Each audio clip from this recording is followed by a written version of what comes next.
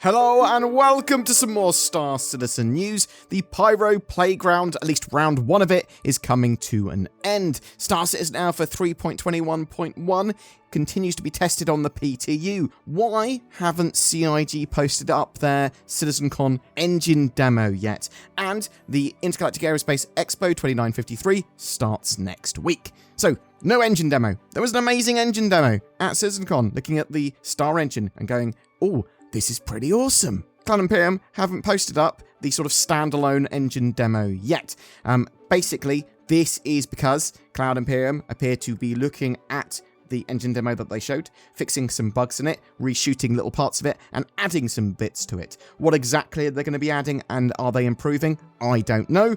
I am expecting them to probably drop something at the end of November, maybe. That's what I've heard anyway. There's no proper official word on this yet. The engine demo was one of the most impressive things that we saw from CitizenCon to date, though. And basically it was just them going, look, if we take the dev build, run a camera through it with everything sort of being in a little bit of an enclosed environment going, let's make it shiny and look cool, what does the game actually look like at the moment? And it looks very good. The Pyro Playground, that Pyro first round test is coming to an end later today. So it wasn't the whole Pyro system or anything, and it wasn't really much in the way of additional gameplay mechanics. It was, you can spawn on one of several Pyro stations. Some of the moons and planets are available for you to go around. There's some missions and stuff there to do, but it's more testing that sort of Pyro area, the points of interest, the flare star, looking at those outposts and sort of navigating and moving around.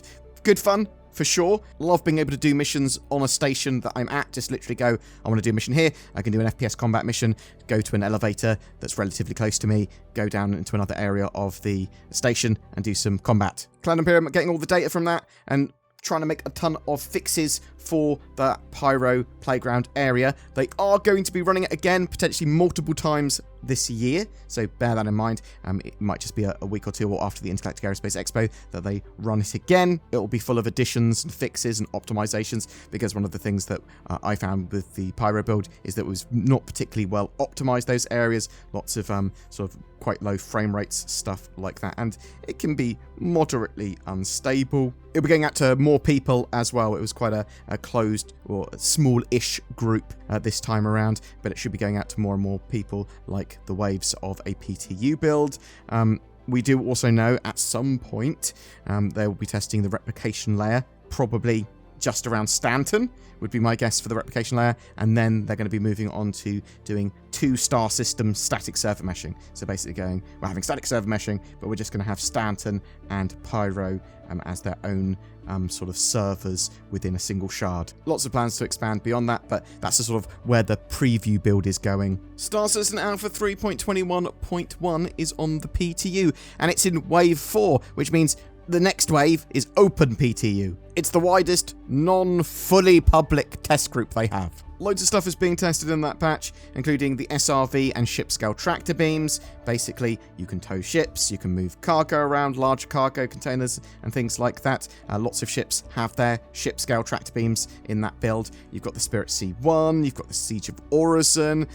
Spirit C1, really cool ship, really fun ship.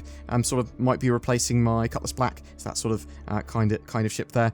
You've got the Siege of Orison. Loads of fixes and updates have gone into that event, the Siege of Orison this time, and there's lots of mission updates in general. There's a big cargo rebalance, or at least sort of a looting and cargo rebalance that's been going on. There's a ship mass balance pass, a bit of a looting pass, tons of fixes and performance updates.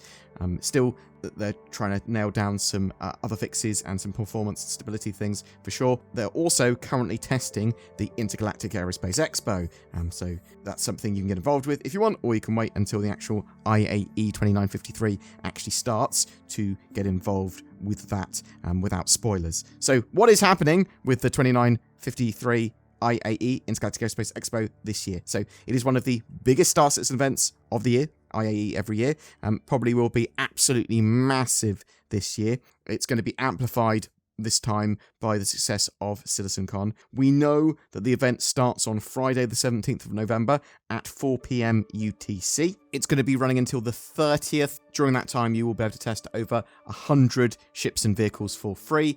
And there's going to be a variety of new ship and vehicle announcements. There's various special edition paints available too, including the Ship Showdown stuff. There's going to be a free fly event. Star Citizen will be free to play during the 17th to the 30th. Schedule-wise, we know the first couple of days, the 17th and 18th, are going to be basically alien ships. Are going to be shown off Gatak, Ayapoa, Asperia, and the Banu Soli stuff. This is all going to be at the Tobin Expo Centre or at New Babbage. That is where the expo is situated this year. And basically, every 24 hours, a new manufacturer will be added to the halls. There's 2 halls, and so every effectively 48 hours, the old set of manufacturers gets moved off. So on the 17th and 18th, you have all the alien stuff. On the 18th and 19th, so sharing the 18th with it, you have Aegis Dynamics. And then on the 19th, you'll have Crusader, Industries, and Tumbrel pushing the alien ships out of the other hall. And then it follows on like that. 20th, you've got Origin Jump Works. 21st, you've got Drake. 22nd, you've got Argo, Consolidated Outland, Greycat, and Kruger. On the 23rd, you've got Anvil Aerospace. And then on the 24th, you've got Mirai and Misk. Mirai being the sort of performance, slightly hybrid alien brand of Misk. 25th, you've got RSI. And then the 26th, you've got Best in Show, Weapons and Armor. And typically, you can then, from little terminals, rent all of the ships that were previously available at the Intergalactic Aerospace Expo. And then between the 27th and 30th, that is also true, but it's referred to as the IAE finale. You can probably expect a new alien ship or vehicle or two because of the sort of alien manufacturers taking the headline event. And there are a ton of rumours and sort of leaks and speculations on what this stuff could be, which we will discuss in another video. And maybe we see some more cool little shorts from Jax McCleary or something cool like that again this year. Typically every year they'll do some cool marketing campaign with some pretty awesome in-game footage and some silly stuff happening. And yeah, each of those days of the expo, all the ships from those manufacturers will go on sale, and there will be limited hull ships on sale as well. So, for example, on certain days you'll be able to get like Idrises and Javelins, and you'll be able to get yourself a Kraken and that sort of stuff in waves.